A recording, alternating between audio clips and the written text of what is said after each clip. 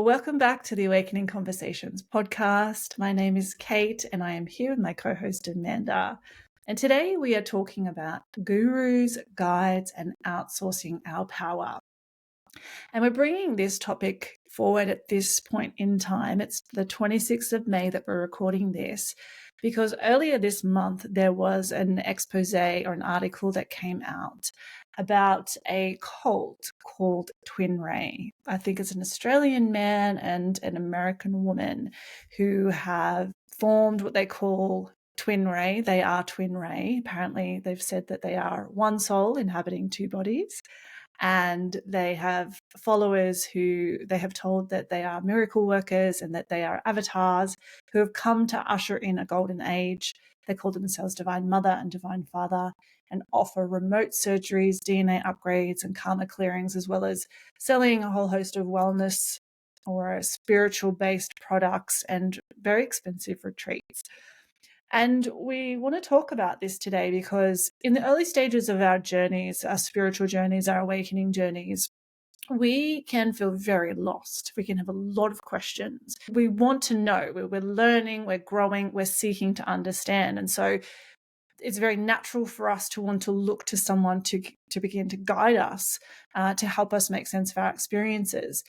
And in this particular story, it's a very interesting example of the victim and oppressor dynamic and how we need to really work on our own discernment to recognize within ourselves where we might be giving away our power to someone else through our spiritual journeys. And so this is a story that really highlights that dynamic, and we want to unpack that a little bit today.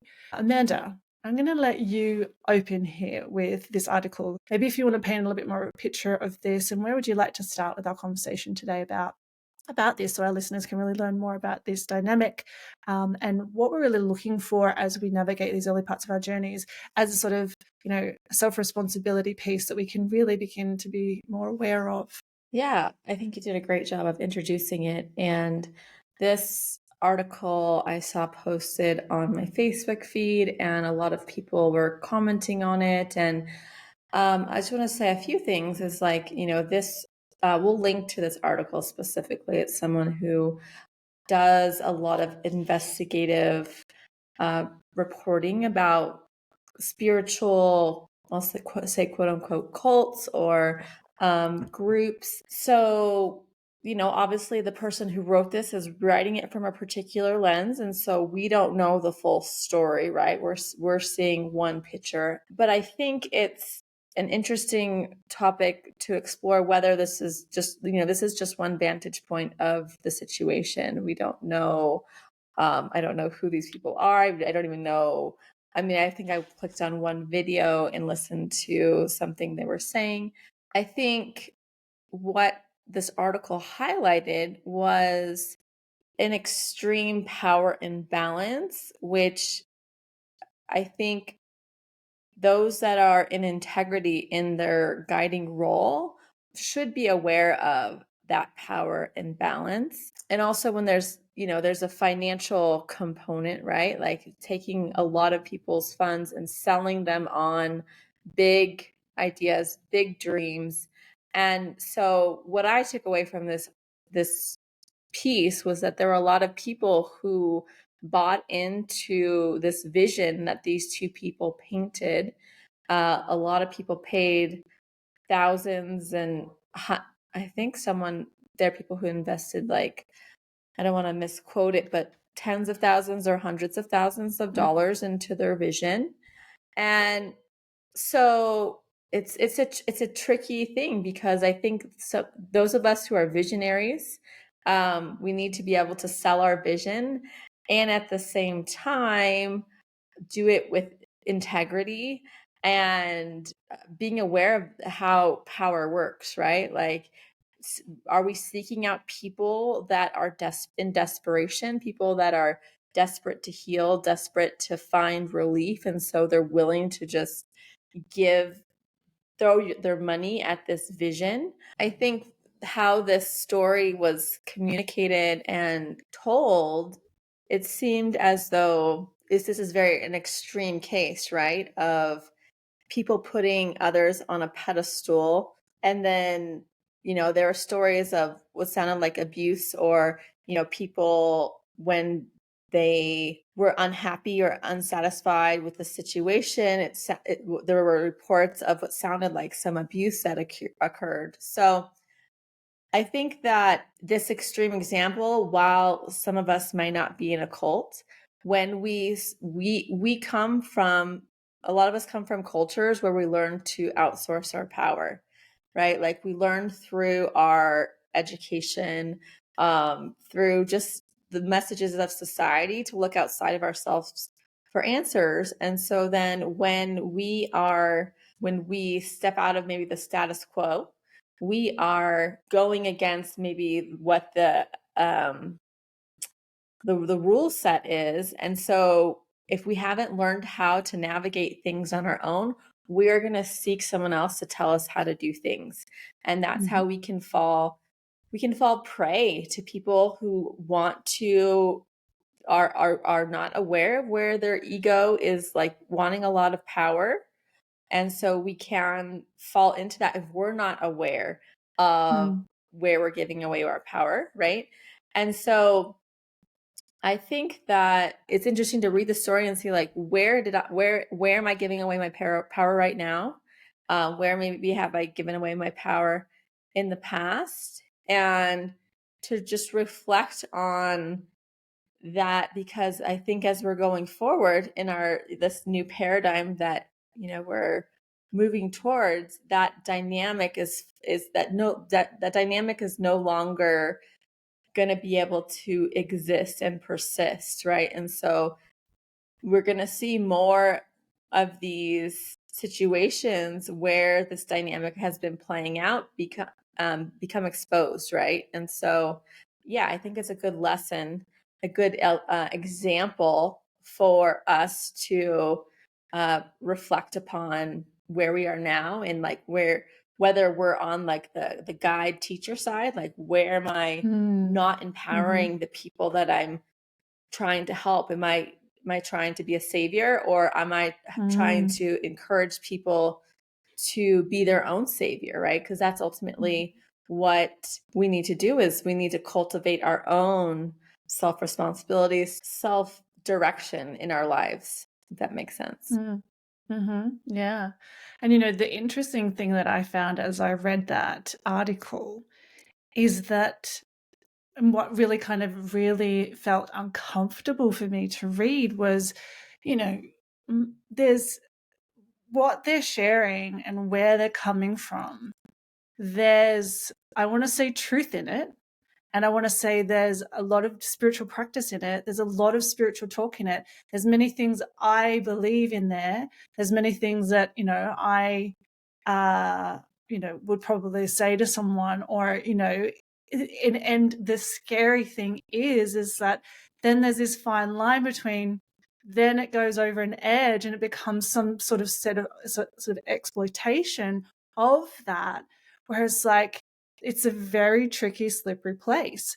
In this situation, of course, it's a, been described as a cult, and, through their way of, operating, they have exploited people. It appears through, financial gain, and like selling things at these high tickets, high prices, and even retreats and one-on-one coaching they're very high prices. And sort of making claims that they have these inner secrets and wisdom that only they have, so therefore selling that on. And so exactly, there's this sort of real gray area between things that there's someone genuinely is here to share and teach other people to help guide them on their spiritual path, and then that edge where that crosses over into what I saw played out in some of their videos, and how that they described things, and then the way that they're selling it. And so it's like, it's such an important thing, as you said, to have this, self-responsibility and this discernment on, especially as we enter into this world of learning more about the spiritual side of life and going deeper into it, where you really need to start to have your senses on, like take it slowly, take it gradually, because what I really hear you're saying, and something that came up for me as I read it, is like, it's so important to be aware of our wounding before we go too deep, right? Because our work when we first awaken and we have this head down a spiritual path there's a huge component of healing that has to happen, I believe, at the forefront of that journey for us to kind of get to a point where we really can start to reap the benefits and, hold higher perspectives of things, or broader perspectives of things, and like, I don't know, maybe ascend or grow or whatever. But we have to heal first. And there's so much within us, especially as you said, that we grow up in a culture where the teachers are the authority, the doctors the authority, the police are the authority, the government's the authority, right? What they say we do. So it's very natural inclination for us to be like, well, these people know more than me, so therefore I will give them my attention. What they're saying, because I don't know any better, must be right. So that's the giving away of our power. It's super important in the early stages to exactly be working with as I said, your wounding. What other parts of my experience to date might have made me be a people pleaser, or do I have insecurities where I want to be liked, and do I put people on pedestals? That's been part of my journey, seeing putting people up there that don't belong up there. No one does, right? We're all on an equal playing field. And you have to have those experiences too, right? Like, I've invested in people that I thought were, up there, and then I've had these experiences. I'm like, you got nothing to tell me that I didn't already know. And actually, the way you sold that to me was just flashing lights and mirrors and like hype. And I'm like, oh, okay, that's super disappointing. So, in that too, we will go out and experience that. Hopefully, we don't get as far down the track to maybe find ourselves in a cult, but it's part of this journey. And we had a chat before the call of like, it's almost like we do have to come up against have these experiences of where we have given away our power to people, to be like, oh, and now I know what it feels like to actually be like, that's not actually a fun experience. And I can think of even like other things that I've invested in, when you were talking before about from the coach's side as well, like me being a client but investing in a coach, that it is the worst thing when they have seen what is your wound and that pain point marketing. They know what you want, and then they whack this price tag on it, and then you get inside, and then you're like, this isn't what you sold me, and this isn't helping me. And this one particular one was, once I was in it, it was like, now you're going to spend even more money. And I was just like, what? And so, again, massive learning for me, especially because I realized I was coming at that particular coach from my wound. So, our work can be, if we're looking for people to work with, I believe we've got to do a little bit of that ourselves, right? Do all the free stuff first. Get your bearings, get an understanding of yourself and what you are working with in terms of your stuff, so that you can see that. And maybe, when you're choosing someone to give your attention to teach you or guide you, you've got as much discernment in that moment as you possibly can to choose someone who's in the right fit for you for where you're at in that moment. Yeah, that's so resonant. Yeah, and I think what it comes down to is beginning to look at, we just recorded our last episode about the family dynamics, right? It's looking at like our relationships with our parents, and a lot of times it's us, there might be an underlying fear of going it alone, or where did we learn not to trust our own read of things. And really, that's a process that we come to cultivate, I think, over time, through making the mistakes in quotation marks, because really they are our lessons. And sometimes the lessons, like in this instance, might be more expensive. Those people are willing to spend more money. And in a way, it's like we're paying into the school of life sometimes for our own inner cultivation to to develop that discernment. Because I mean, I've gone through all like bunch of courses and programs and thinking like, oh, this is the one that's like going to solve my Yes. problem.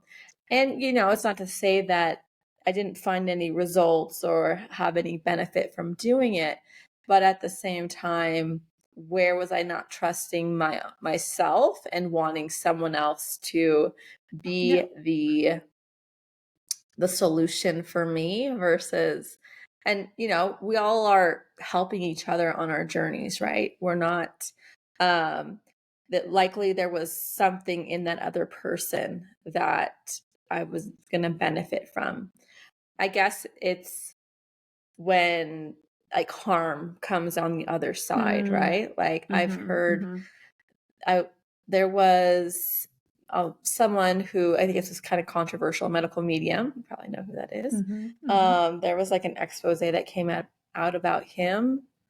I want to say it was last year, a year ago, and it was someone who put him on a pedestal. They were following everything that he was saying. She got sick and she died, and this is according to this piece that came out about him. And I think when someone gets so big, right, when they are given so much power, like it's hard for someone not to have an adverse experience, right? Like I know a lot of people that have been helped by his advice, but I also see him kind of like put on a pedestal as a guru as well. Like, oh, he's the end all be all of nutritional advice.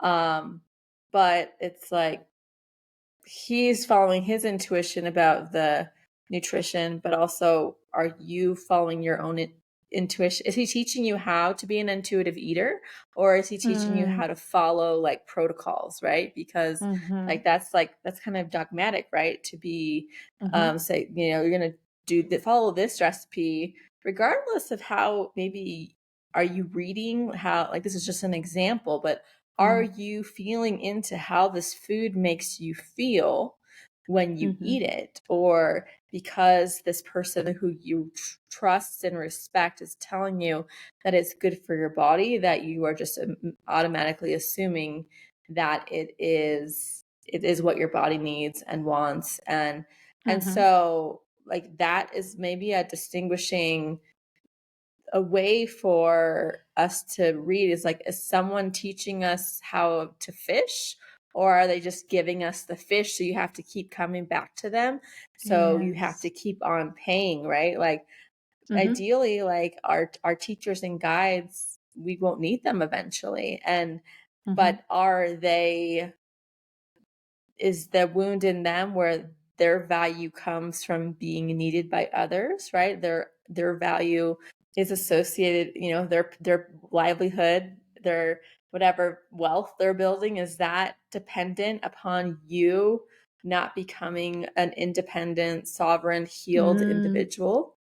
So that's some things to kind of play around with when you're working with someone. It's like, do you think that they're really invested in you being able to fly on your own, or are you always going to be under their direction, under their their word is the gospel as far as what you are going to follow?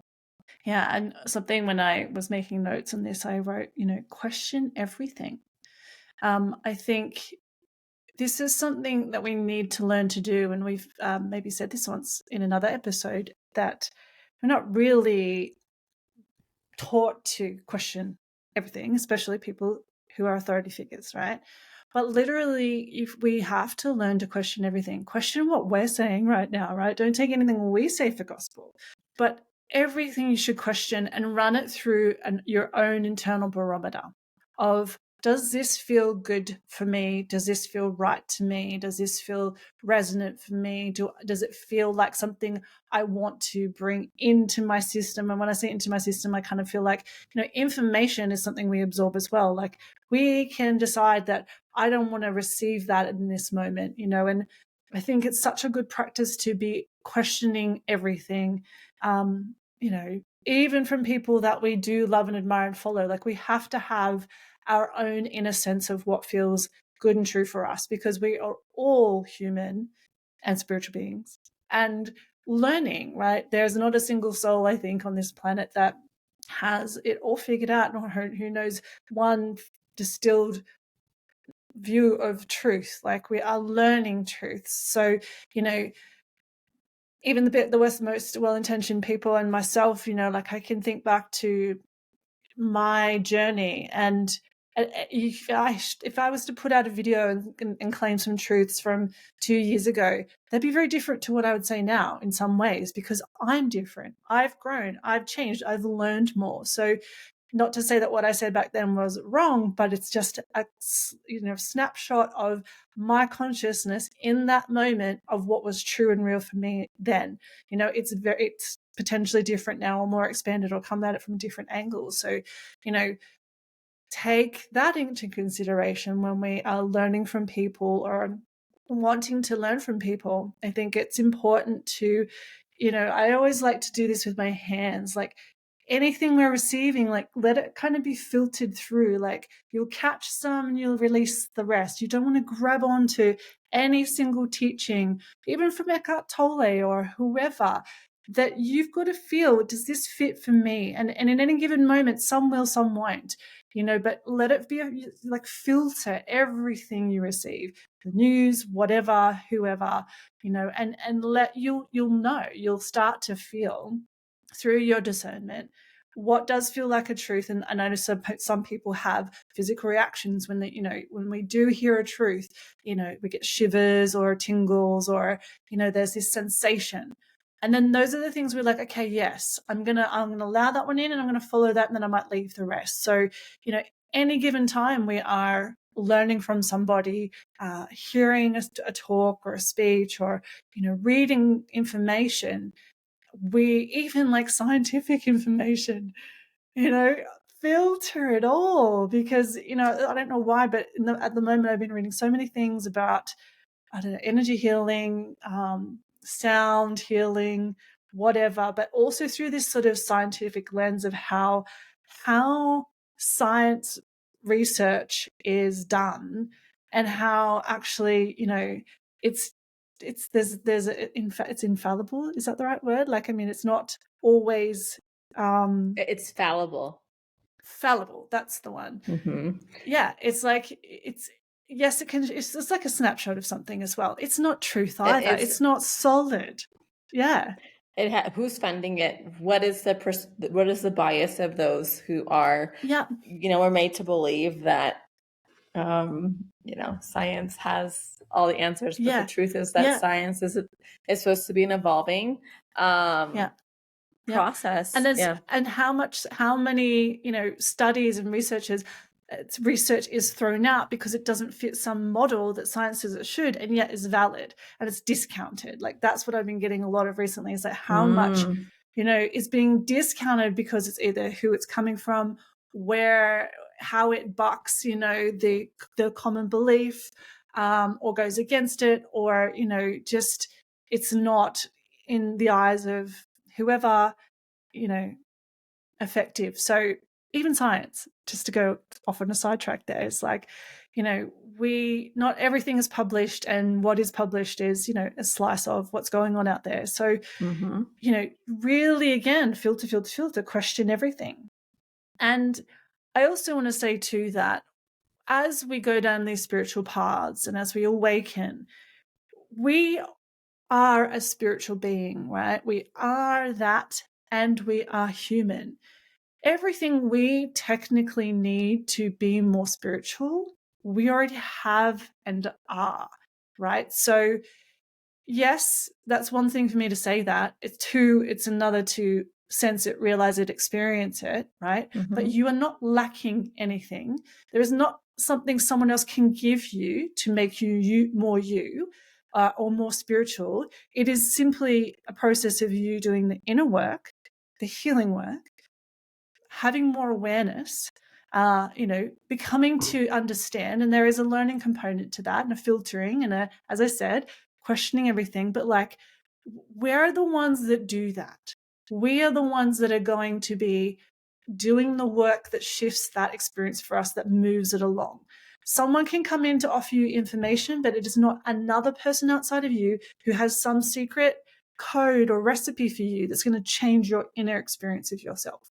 It is up to us to do the work and the application of using tools and things like that to unlock things within us. And we've talked extensively in other episodes about types of things we can do, like from plant medicine to breathwork to sound healing to inner child work to meditations, all of that. There's so much of that is working with us on an inner level and on an energetic level that is shifting and changing things for us to have a different inner experience of ourselves. That, yes, sometimes we need someone to help us make sense of that, but that's a different kind of conversation than us totally outsourcing our power to say, you have the solution for me. Tell me what I should do. Totally. What came up as you were talking, like two stories came up. One, so someone that I've watched a lot of their YouTube videos over since I'd say probably like 2019. I've on and off. I haven't watched every single one, but this person has been a good influence on my perspective of spirituality, discernment, different topics. But I've walked away from this person on multiple occasions because there was a perspective that she had that did not resonate. And one in particular, most recently, and because I've observed her over time, I see that she has a bias in this one particular area. And if I put her on a pedestal and if I expect her to know all the answers, all the truth, then I would just go along with what she's saying. When on my read, I see something different, and I see she has a bit of a bias in that particular area. And at the same time, like, because I can see that she's a human on her own journey, maybe she's a little further along than I am, or, she's older, she has more experience than me.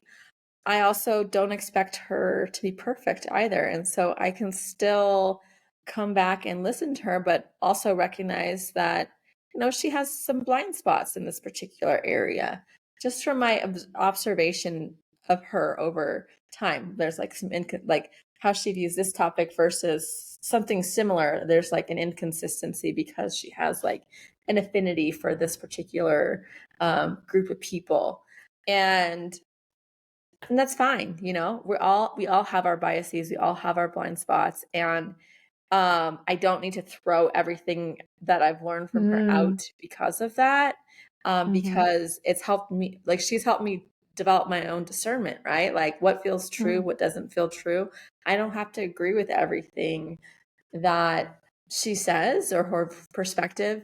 But if I was giving her all my power, I would just go along with it, or I would just be done with her completely because, she said one thing that doesn't correspond to my viewpoint, right? So that's one story. And then another story has to do with my, I'll share, because this person has shared about her own journey as well, as someone that I worked with at the beginning of my journey. And I was seeking out, my mom had just passed away. And so I was seeking out someone, like there was like a hole, right? And so I was like wanting guidance and support, and that person on their own journey, they were still like, they're wanting to do some saving as well. And so, like, at that moment in time, like, we served each other. There wasn't it wasn't a totally like a very skewed imbalance of power or anything like that. I wasn't taken advantage of, but I was seeking answers from them, and they were like really invested in like me taking their answers. And then we got to a point where, me on my own journey, like I was starting to like, I need to be able to trust myself and not look outside of myself. And they were also in their own journey of helping others, like seeing how it wasn't working for them, being like the savior, being in a codependent relationship where the other person is relying upon them. Like they wanted to grow too. And so like we naturally went our own ways. And I think we both learned something through, like we were both part of each other's growth journey. And like they taught me about where I was giving my power away or where I was looking outside of myself. And I taught them of where they're wanting to, have that power, and not in a terrible way, but, and then we both went off and did our own healing work. We stayed in touch, and we're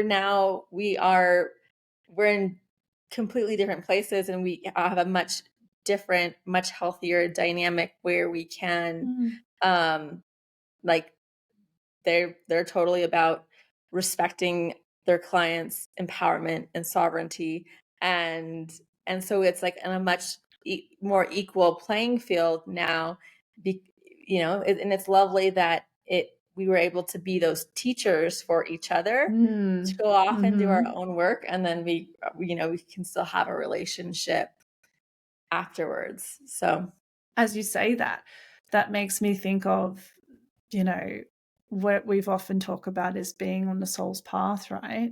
Like that no single part of that necessarily means that either of you are off path for being in this, relationship or program, or, in that way, because it's for the learning, right? You both came out of that with like, okay, that's not, I want to learn this self-responsibility, not abdicating my power. So, I think that speaks to something we said before, is that we do need to have these experiences. It's through the experience of things, and not just us telling you this, that helps you understand, oh yeah, okay, I got burned there, or that doesn't feel good there, or I can see how this dynamic is off. I can see and I understand now what the signs are, or what to look out for in terms of what is right for me and what isn't right for me, in terms of where I am seeking, to work with someone, to be guided by someone, to learn from someone, so that it must be through our experiences that we can grow to know those things, to be able to build that within us.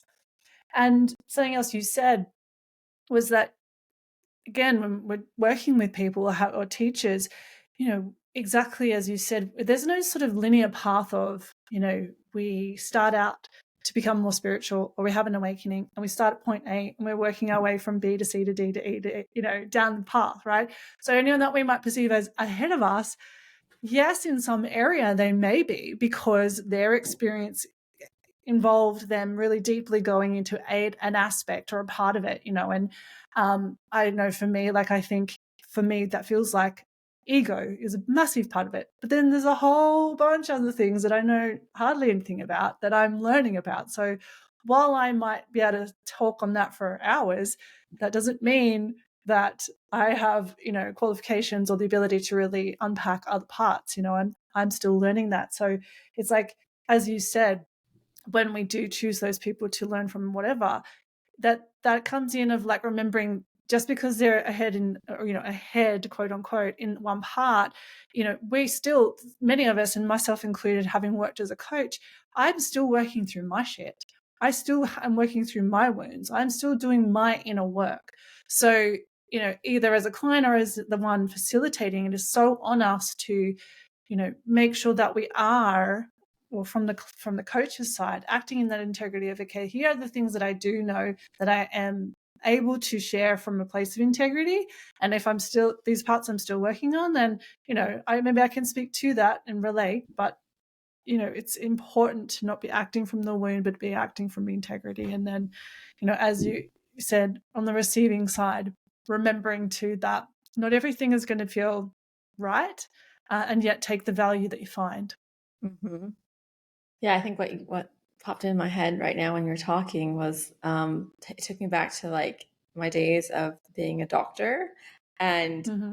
that dynamic to me I don't like because, well, first of all, I felt as a doctor like I felt like a little bit like a fraud Mm-hmm. because I'm like, oh, I'm the authority, like I'm, the whole Mm. white coat, like come to me and I'll tell you what to do, and I think I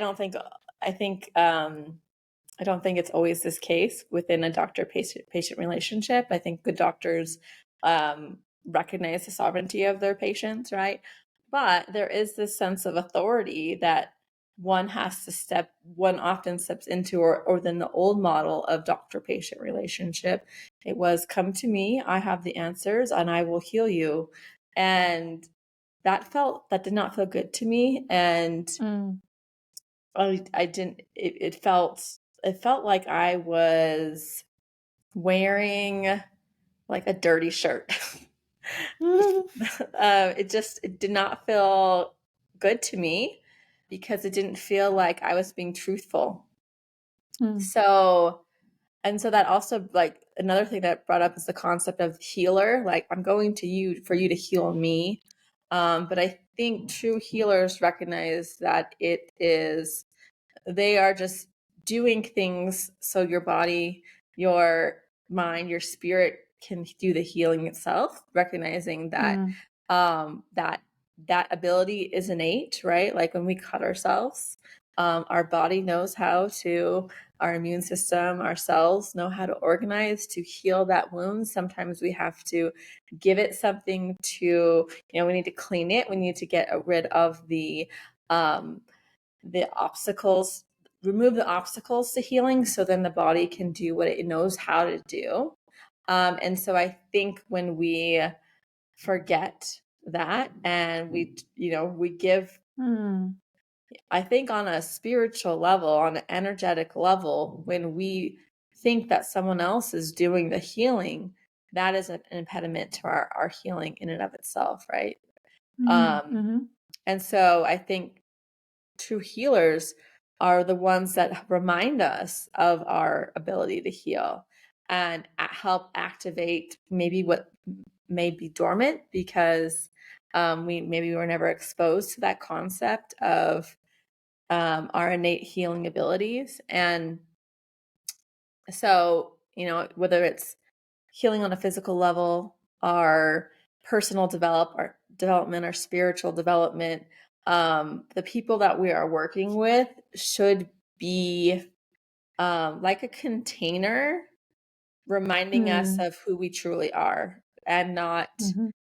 uh, either perpetuating or creating a dependency where we feel like we have to always, that we're powerless without them. Mm-hmm. And if that, I think because when, if, in Western societies, we go and we seek a pill to heal us, right? Even plant medicine, it's like we can give our power away to plant medicine if we think, I'm just going to go drink ayahuasca and it's going to Mm-hmm. heal me.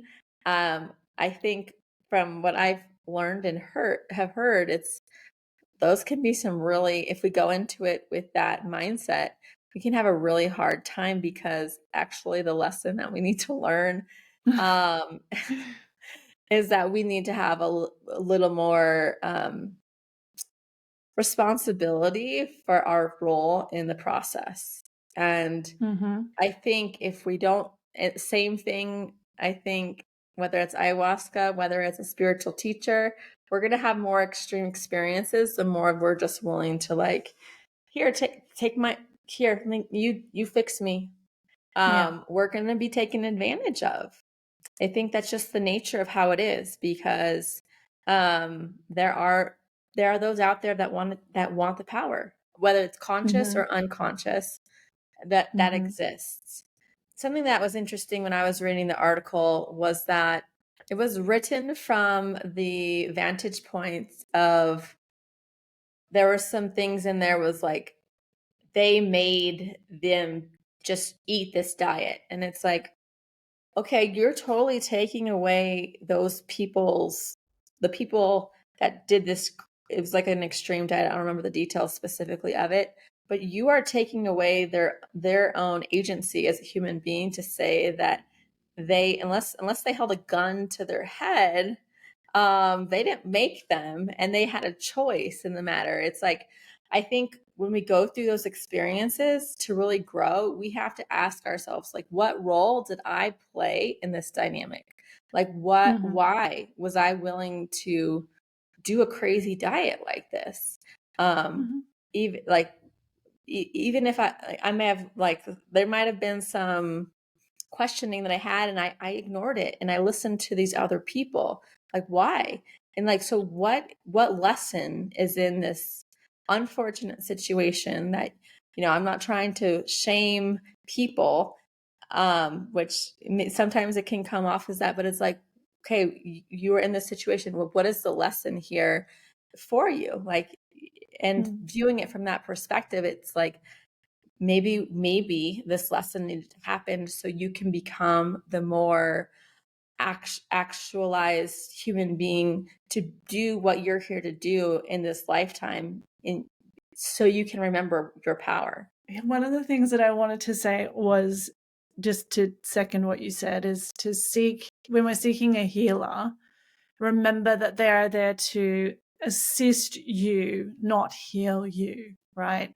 Like you said, if we're just like, okay, fix me, that even in an energetic way, like you're not even really there receiving the fullness of the potential of the healing unless you're actively involved in that as well. Like, I am here to receive, I am here to heal, I'm here to play my role in this healing, not just like, okay, here's my body or whatever, fix me.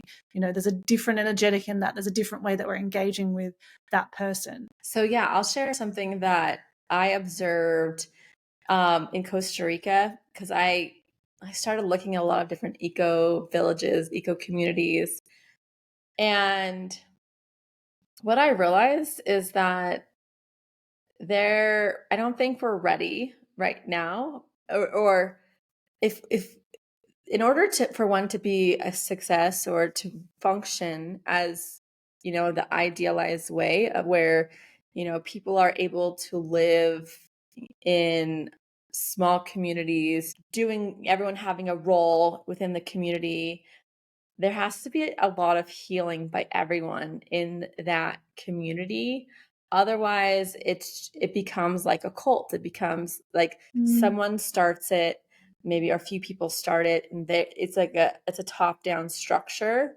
And there are people who come in and they look to those leaders to make the decision. There's this like power dynamic structure that needs to shift in order for these communities to work.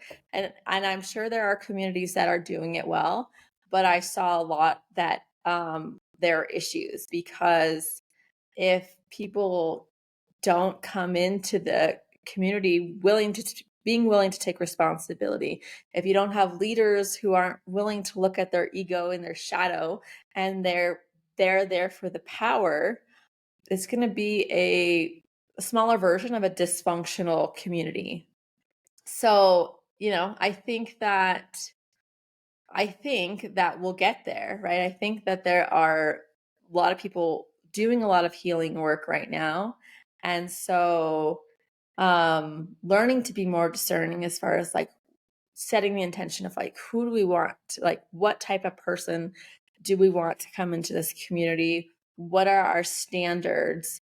And it takes a lot of personal work to be able to hold that container, to lead, but from a place of recognizing that everyone in the group has something to contribute and is of value and is of importance, right? Like I'm sure there's people who will always be kind of like a leader role, but it's not in the I'm the authority, what I say goes, and everyone else is going to put that person on the pedestal that they have all the answers. Like, they have to be willing to listen, they have to be willing to respect everyone in the community as playing an equal and important role.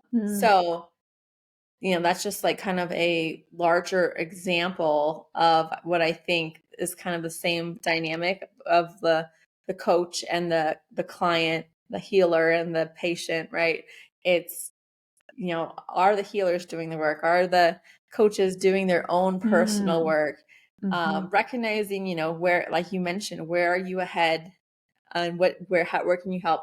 But also, where can you like bring up the person that you're working with and not be afraid of like, what if they pass you, right? Like I think a lot of, what if they exceed you in certain areas?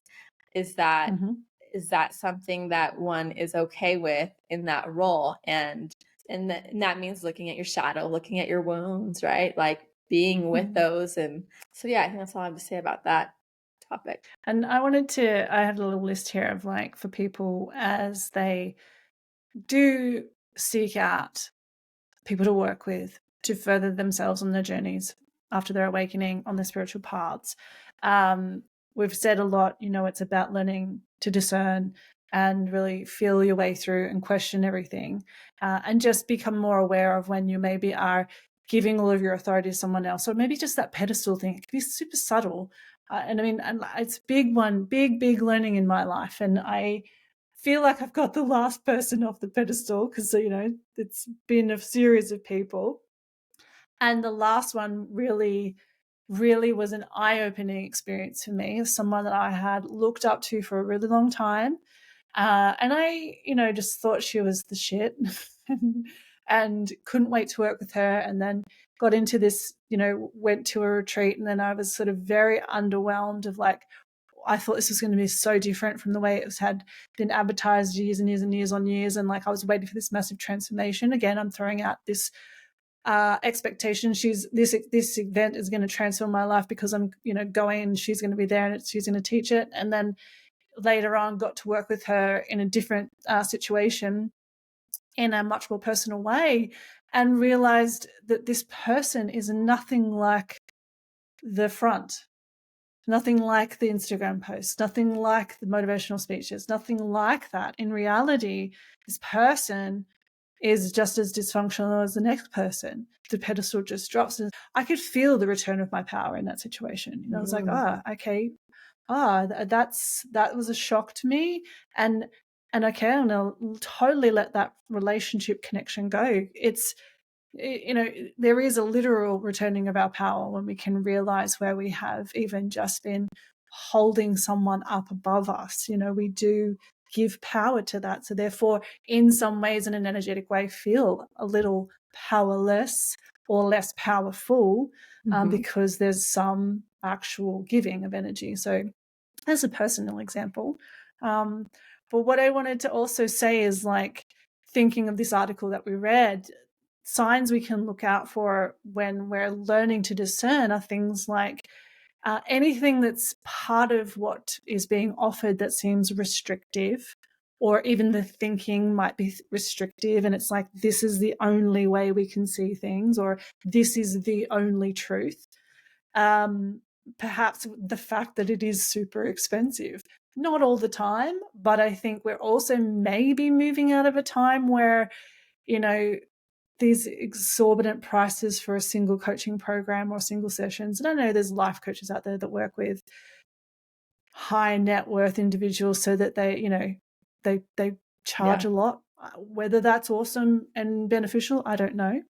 I think if someone's targeting high net worth people, right? Like, they're not trying to take someone's, like, hey, put it on a credit card, just if you believe you're worth it, you should put it on a credit card, because that's you investing in yourself, right? Like, so if it's like, it should match the return, it should match like who the demographic that they're targeting, right? Like, if someone's join my $10,000 program, and you're just, for business, for example, and you're just starting out in business, it's like, if that coach, that business coach, is targeting you, and they don't say like, oh, you're not my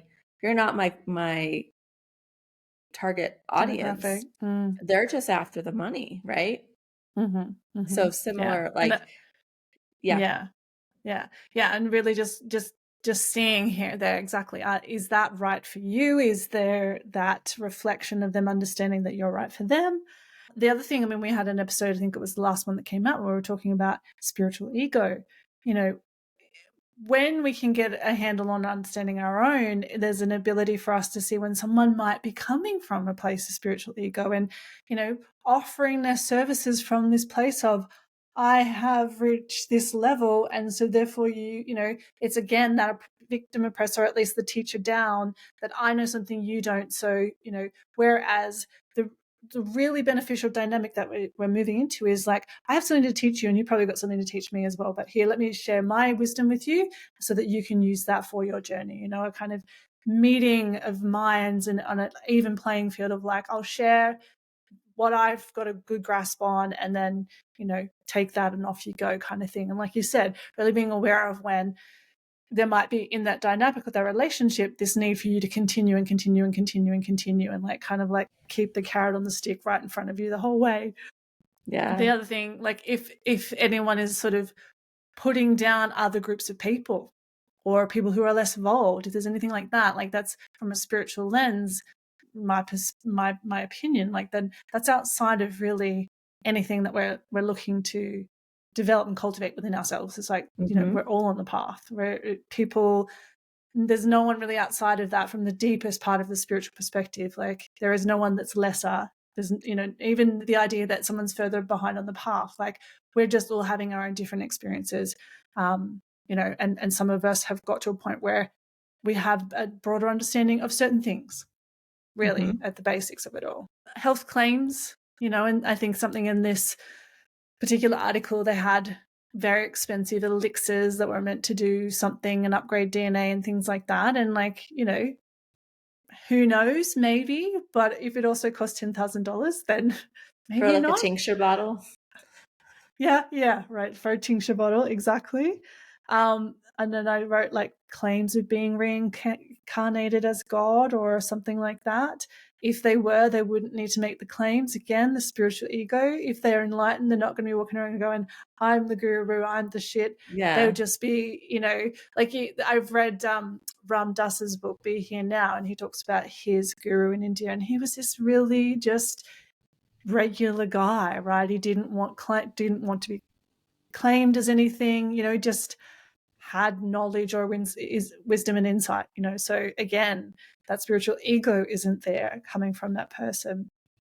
And then one of the last things too is there's this sense that they have something sacred, special, or secret to offer that only they know or they have. I mean, this is an extreme example, especially because it's coming from this particular article, but anything like that, there's anyone that's sort of keeping something from you and then to get it you need to work with me, like red flag. Find somebody else. Yeah. Anything you'd want to add to that?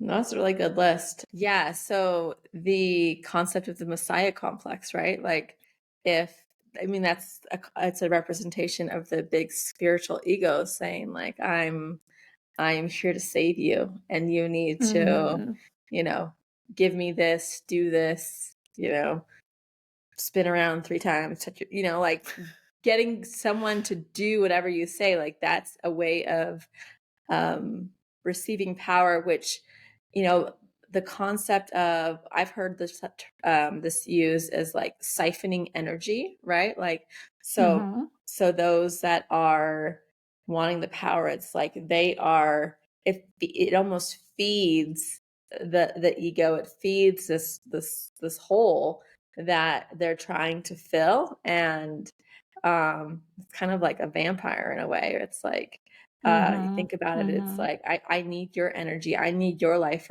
force, versus recognizing that like my life force can be filled at the same that you're like, we both can, like that idea of I need to take from you in order to feel powerful and abundant.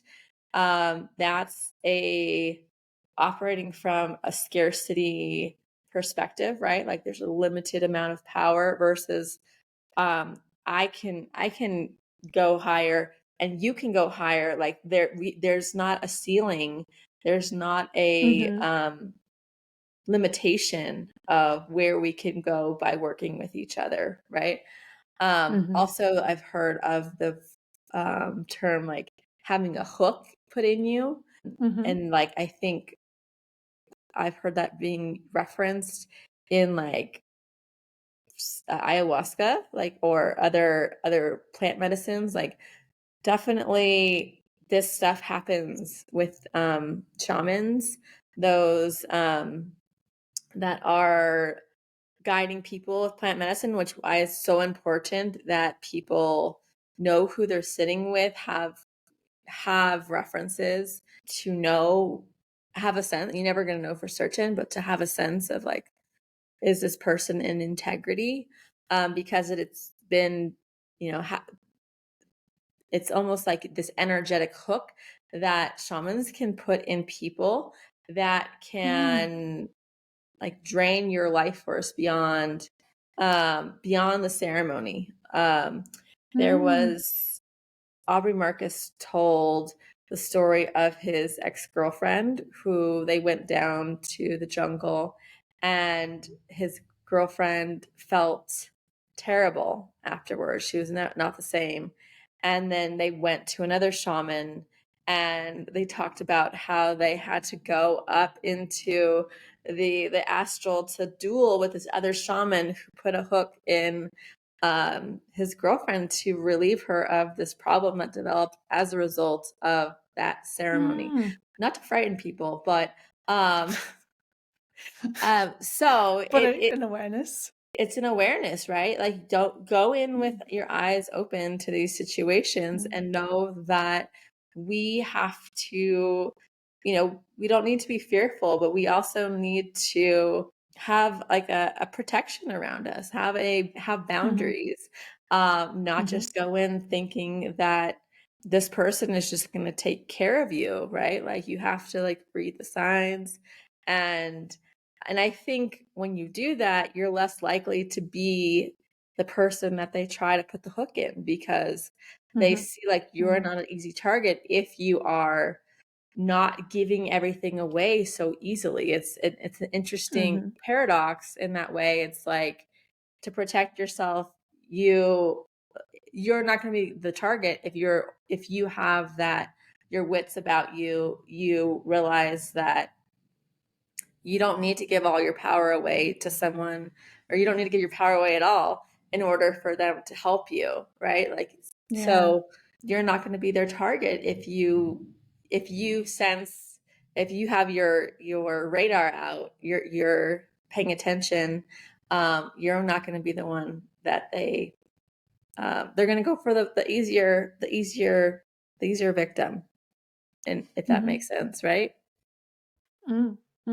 Yeah, I think that there's, when we are in, and as I said before, like even me putting someone on a pedestal, prior to me removing that energy and letting them off that pedestal, then I felt the energy return to me. I didn't really feel it prior to that. But I do think that from an energetic perspective, when we are fully abdicating our power, giving it to someone else, like that energy is felt by someone who maybe is in that more egoic space, or, you know, savior complex, whatever. There's some sort of sensation or sensing of that energy dynamic that then they can sense that, you know, there's someone, let's say, weaker here that can be, you know, they can bring in, or whatever it is, whatever happens with the energy. I believe in a sense that, you know, when we're really giving that away, that's felt, you know, on that energetic level.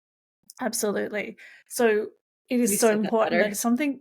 Oh, no, that was just the visual I got was like. Yeah, that was perfect way to like, like say that succinctly. It's like, when we're just letting our power out, it's like, it's a magnet for those that want the power, right? It's just like drawing them in a way.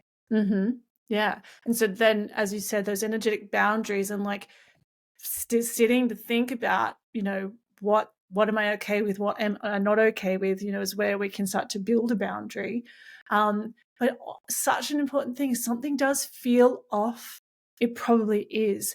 And a big part of the journey is trusting what you sense, trusting what you feel, trusting what you read, trusting the intuition, because it's so hard early on and for a lot of our lives, because our mind just overrides it, because it's like, no, but I want this thing, or they're the one, or, this is going to help me, but it's overriding that alarm bell inside. So there's such an important practice to really know when I'm receiving that inner message of this doesn't feel right, but learning to trust it without ever having to get any explanation on it. You've got to learn to trust yourself. You've got to learn to trust your read.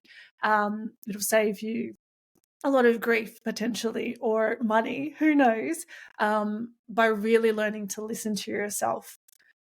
Anything else you want to add to that, Amanda? No, I think that's a perfect way to end. And I think we've talked about intuition and inner guidance before, but just like having a whole, maybe one of our next episodes together, we can maybe explore that in more depth and talk about maybe our journeys with that and explore what does that look like to cultivate that inner knowing. And I think we alluded to that a lot in this conversation of like, how do you not end up the victim of a cult, right? Like, Yeah. whether it is an actual cult or not, right? Like, how do we it's through the development. And as you stated, we have hiccups. We might have some lessons that help us develop that. But I think it'd be good for us to dive into that more, having a longer conversation, and that might complement this conversation nicely. Yeah, that sounds great. And if anyone has questions on what we've raised today, we'd love to hear them. So wherever you're listening, or you can leave a comment if it's on YouTube, or even get to our website to leave us a message. We love to continue with any other questions that you have about this or anything else that comes up for you as you listen to any of our episodes, and we can potentially bring that into our conversation. So please do leave them if you have them. Yeah, that. And also if you have any anything that maybe we've touched upon, but maybe that you really liked, letting us know. That's helpful for us in terms of choosing our topics about what we're going to talk about. And you can, like Kate said, do it on YouTube. You can also go to our website, and there's a contact form that you can fill out there, and we'll receive that. And we'd love to hear your thoughts, your comments, your experiences of what comes up for you, because that helps us know what you guys want to listen to. So thank you for listening. And thanks for this conversation, Kate, and look forward to our next one.